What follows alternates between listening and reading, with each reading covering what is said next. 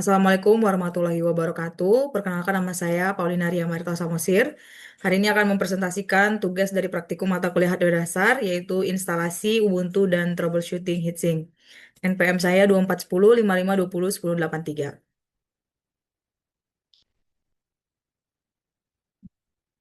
Baik, latar belakang yang pertama adalah komputer merupakan alat pengolah data krusial yang memerlukan integrasi optimal antara perangkat lunak dan perangkat keras. Praktik instalasi sistem operasi Ubuntu serta manajemen suhu melalui heatsink bertujuan untuk memberikan pemahaman teknis mengenai operasional dan pemeliharaan sistem. Melalui kegiatan ini, mahasiswa dapat mengetahui dan menguasai cara kerja dan sekaligus keterampilan troubleshooting untuk mencegah kerusakan perangkat. Pemahaman dulu tersebut sangat penting guna memastikan performa komputer tetap stabil dan berfungsi secara maksimal. Rumusan masalah dari praktikum ini ada dua. Yang pertama yaitu bagaimana langkah-langkah melakukan instalasi operasi Ubuntu pada komputer agar dapat berjalan dengan baik dan sesuai dengan kebutuhan pengguna. Dan yang kedua adalah bagaimana cara melakukan troubleshooting pada heatsink untuk mengatasi permasalahan suhu berlebih atau overheating pada komputer. Tujuan dari praktikum ini yang pertama yaitu untuk memahami dan mempraktikkan langkah-langkah instalasi sistem operasi Ubuntu pada komputer secara mandiri dengan benar. Dan yang kedua yaitu untuk menganalisis serta melakukan troubleshooting pada heatsink agar dapat mengatasi permasalahan suhu berlebih dan menjaga performa komputer tetap optimal. Nah, yang pertama, selanjutnya kita akan masuk ke tinjauan pustaka. Komputer merupakan mengandung arti bahwa memiliki peranan penting dalam semua sistem informasi manajemen. Munculnya sistem yang berbasis komputer yang disesuaikan secara langsung untuk digunakan oleh secara eksklusif sebagai pembuat keputusan yang memungkinkan untuk mengadakan sebuah pengujian terhadap bagaimana keputusannya. Menurut Sujiman tahun 2018. Nah, sistem operasi merupakan program yang mengendalikan jalannya program-program aplikasi dan berfungsi sebagai jembatan penghubung antara pengguna dengan perangkat keras komputer. Sistem operasi memiliki peranan penting dalam pengelola sumber daya komputer serta menyediakan antarmuka menurut Satriawati Malu dan kawan-kawan tahun 2024. Sedangkan Ubuntu merupakan salah satu varian dari distro Linux yang beredar saat ini. Ubuntu merupakan distro Linux yang paling banyak dikembangkan untuk menjadi distro-distro turunan seperti Linux Mint, Clickit Linux, Kubuntu, dan lain-lain. Menurut Encap tahun 2024, Ubuntu adalah distribusi Linux yang terdiri dari banyak perangkat lunak yang bebas dan terbuka dan merupakan versi komersial dari Debian.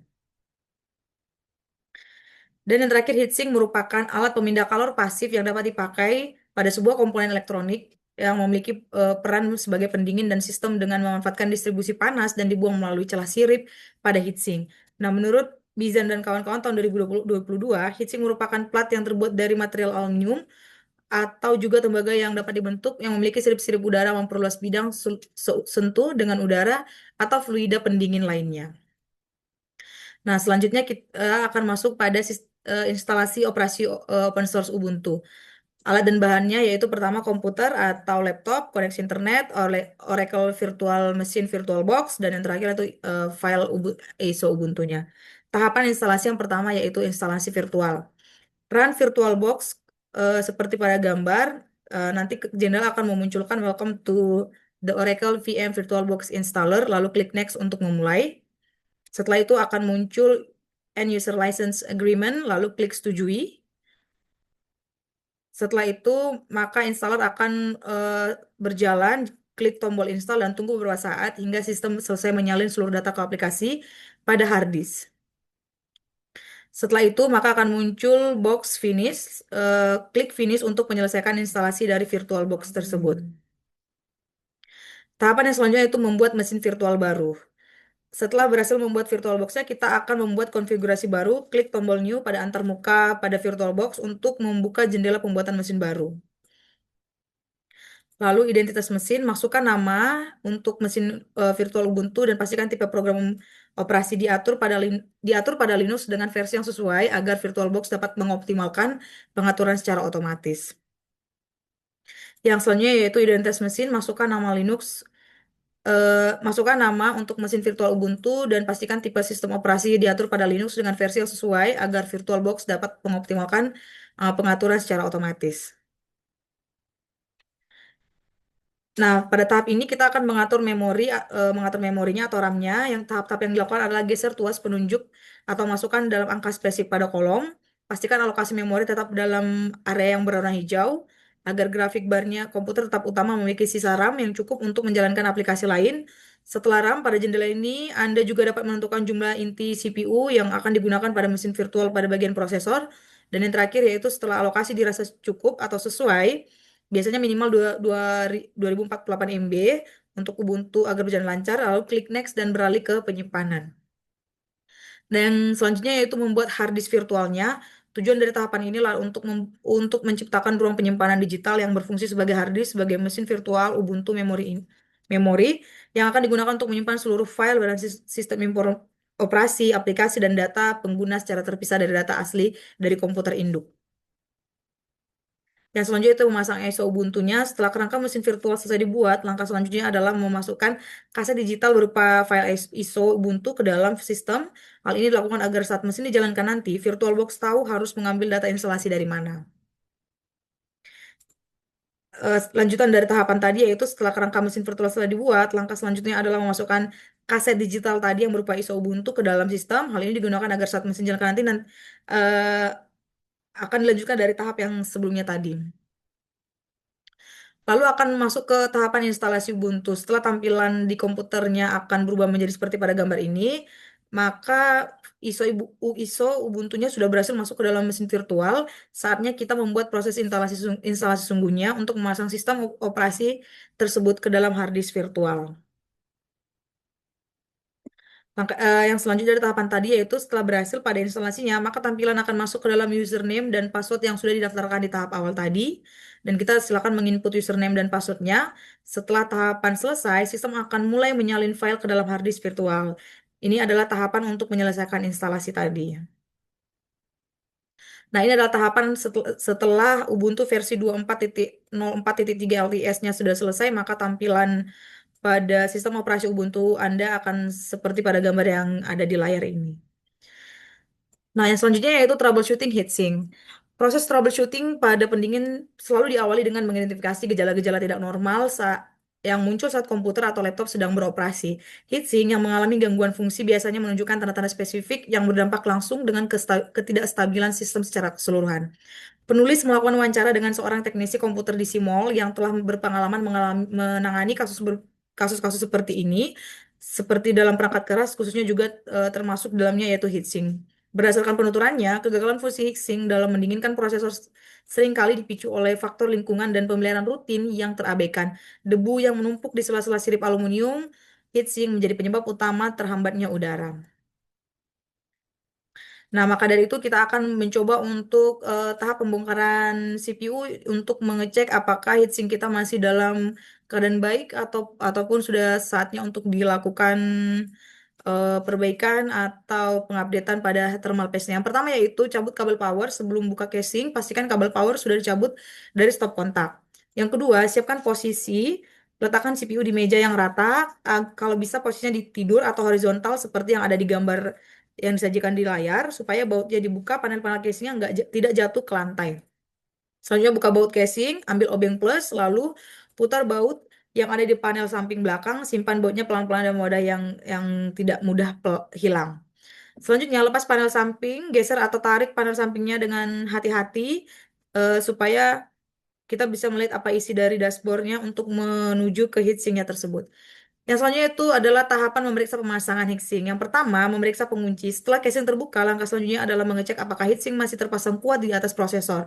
Hal ini penting karena jika pengunci kendur, panas tidak akan terserap dengan baik.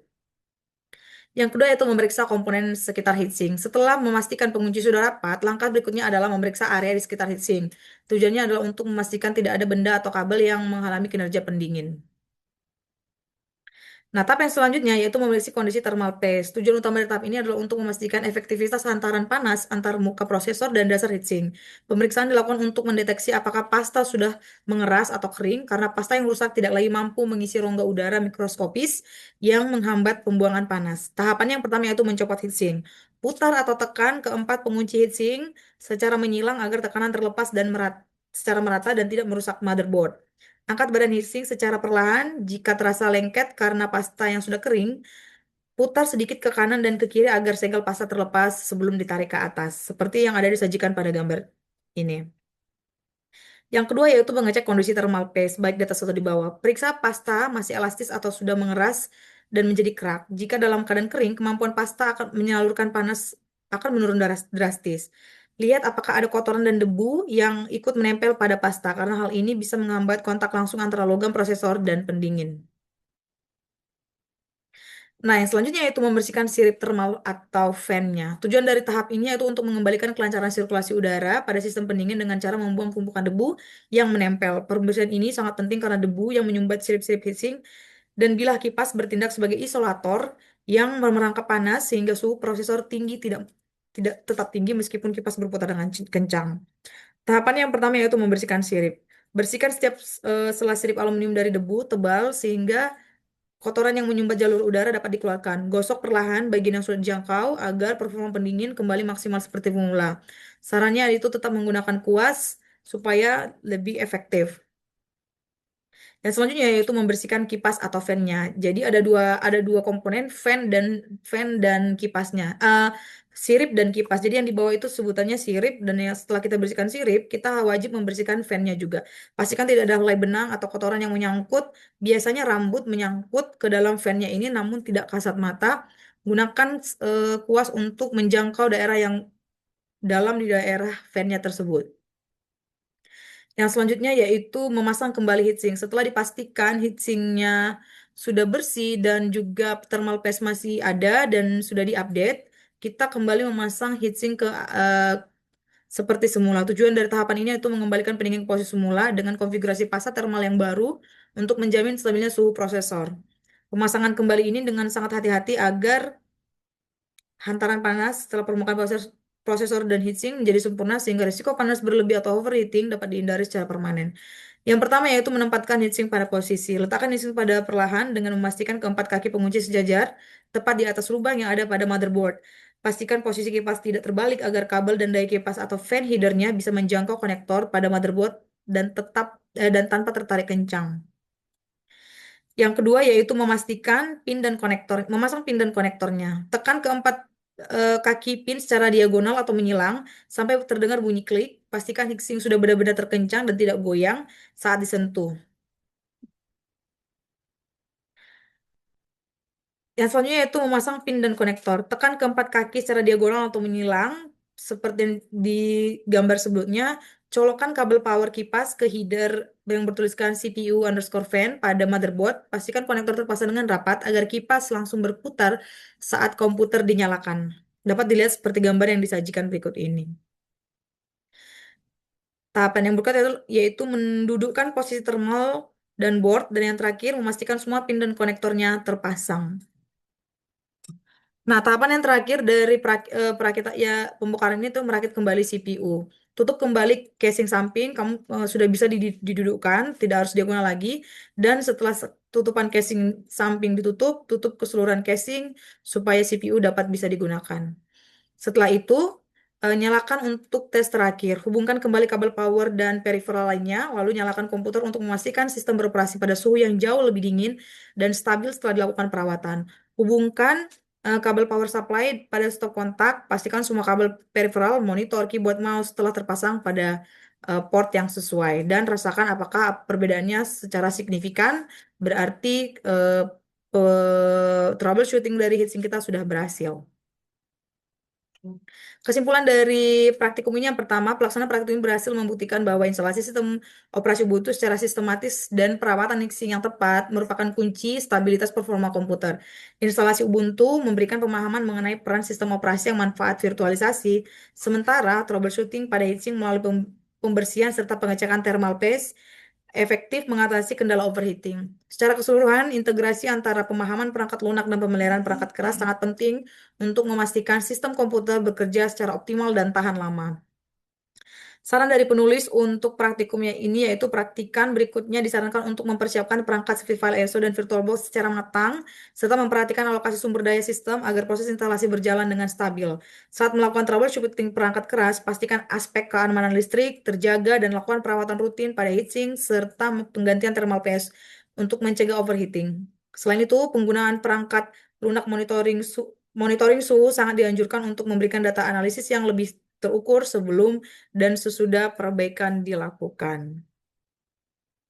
Sekian presentasi dari saya. Apabila ada kesalahan, saya mohon maaf. Saya akhiri dengan wabillahi taufiq wa hidayah. Wassalamualaikum warahmatullahi wabarakatuh.